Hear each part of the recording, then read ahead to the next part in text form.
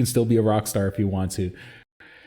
And this was definitely me a couple of years ago where, I was going through some things and my life kind of reset a bit. And I was working in retail. And since I'm not like a high school teenager, for the lack of a better term, when I was working in retail, I was a manager, because I had half a fucking brain in my head and I could,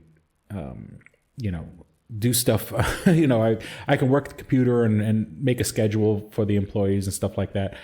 So I worked in a couple of different places as a manager, and I always find it funny, or like you walk into let's say you walk into a Best Buy and you see a guy and you can look at him and you can say, yeah, he's an adult with responsibilities now, but you can tell that he had a past. He used to grow his hair out all wild, or you could see kind of tribal tattoos sticking out from under his Best Buy employee's sleeve. Now I got tattoos on my forearms, so they stick out. So when I worked as a manager in all these stores, I always had to wear long sleeve shirts, even if it's 100 degrees in the summer, because, you have to show yourself as being a professional.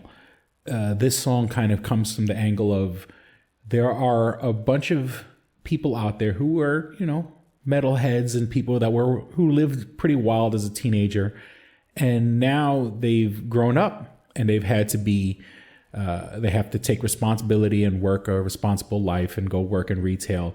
In this story, based on my life, it's sort of him wanting to go back. He wants to go back to not the innocence of his childhood, but he wants to go back to being a metalhead and being proud of being a metalhead and showing off his tattoos and stuff like that.